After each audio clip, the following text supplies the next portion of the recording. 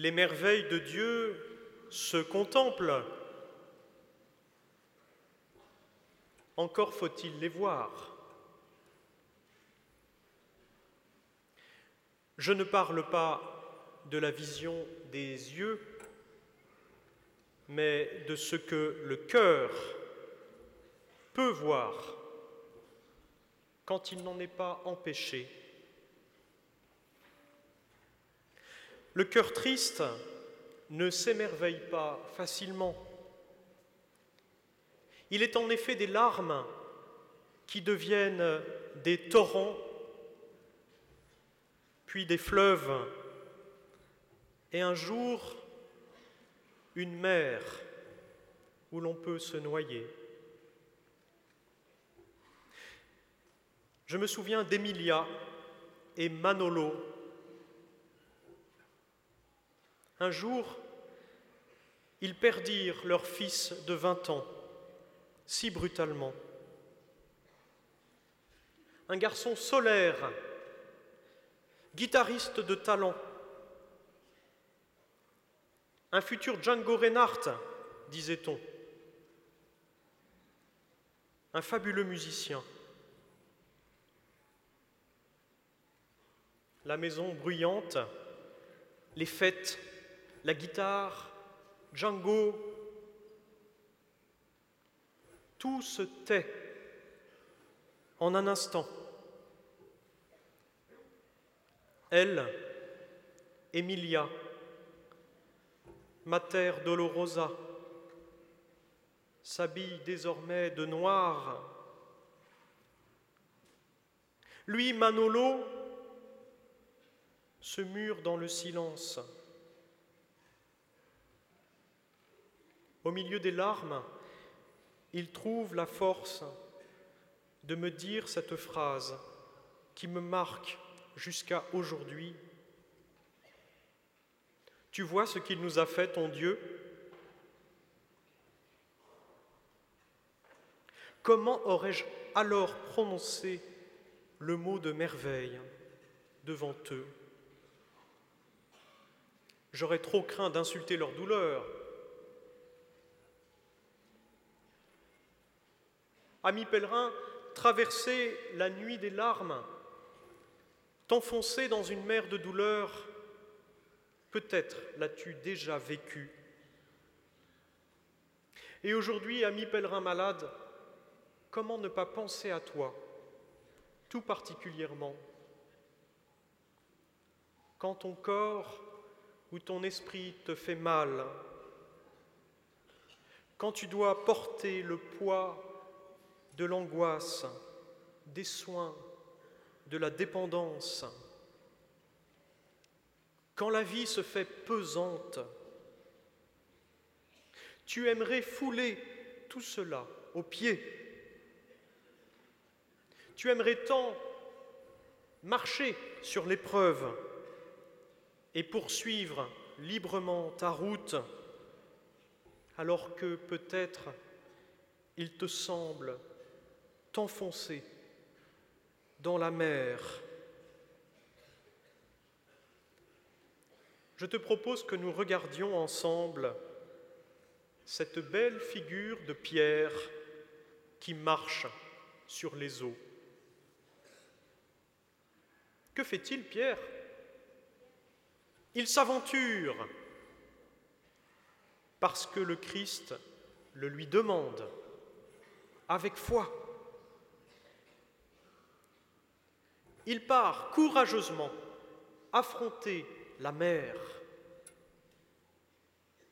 franchissant les murailles protectrices de la barque, comme un jour, avec fougue, on se jette dans l'existence, on se risque, on prend la route un peu bravache dans l'ivresse d'un sentiment de liberté. C'est la jeunesse, c'est le temps des projets. Mais un jour, l'épreuve survient et l'on marque un temps d'arrêt. On se prend à douter. On ne sait plus trop ce qu'il faudrait faire, alors que le sol se dérobe. On coule. Et c'est alors que l'on se prend à crier « Seigneur, sauve-moi !» Par réflexe peut-être, parce qu'on n'a plus le choix. Depuis toujours, l'homme crie vers son Dieu. Depuis que l'eau le menace, depuis que dans le monde des merveilles que Dieu a faites pour lui, l'homme s'est heurté au mystère du mal. Depuis qu'il a rencontré la souffrance et la mort, depuis qu'il sait le danger de la submersion, il crie vers le maître de la vie, vers celui qui fit pour lui des merveilles. Il en appelle au miracle, il en appelle aux merveilles à nouveau. Seigneur, toi qui fais des merveilles, je t'en supplie, sauve-moi. Ami pèlerin, quand tu cries vers le ciel, tu sais ce que tu fais. Tu t'en remets à Dieu qui est descendu lui-même du ciel. Tu te confies à celui qui n'est pas resté sur son trône, mais qui a préféré descendre dans la nuit des hommes. Un jour du temps, le Verbe se fait chair, et il goûte de la chair tout ce qui est si obscur. Il goûte les ténèbres dans lesquelles l'homme depuis toujours se débat. Il goûte la souffrance de la chair. Il est mis à mort. Marie, notre mère, Notre-Dame des douleurs, se tient là, fidèle, au pied de la croix. Avec elle, nous proclamons un Messie crucifié. Nous proclamons le nom magnifique de celui qui, tel le nouveau Moïse, venu libérer son peuple de l'oppression, foule de ses pieds non seulement la mer, mais la mort. Jésus, nous crions le saint nom de Jésus. Nous crions le saint nom du Sauveur, le Sauveur glorieux qui un jour est mis en croix. Jésus,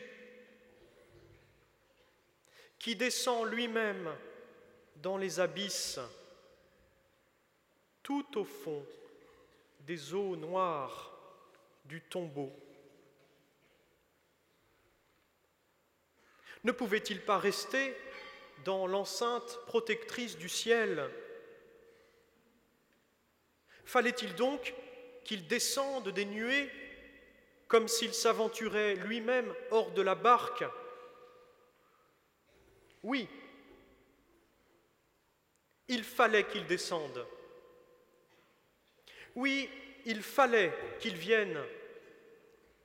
Il fallait dire à l'homme souffrant, pécheur, que Dieu marche avec lui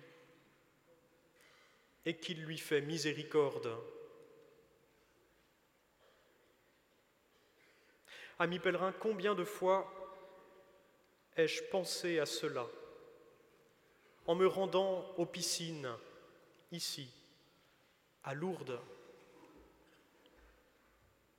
redoutant l'entrée dans l'eau froide, m'abandonnant entre les mains des pisciniers ayant le sentiment que mon cœur allait exploser. Finalement, je goûtais la saveur du relèvement, la vie à nouveau, la paix. Encore une fois, rappelle-toi, aujourd'hui, ton baptême. Ce jour-là, au bord de la cuve, tu es entré, tout petit, dans l'eau. Tu enfonçais, tu coulais, l'eau ruisselait sur ton front. Et tu es sorti, vainqueur de l'eau baptismale, saisissant le bras du Seigneur qui te tirait de la mer à tout jamais, vainqueur et sauvé, vivant pour la vie éternelle.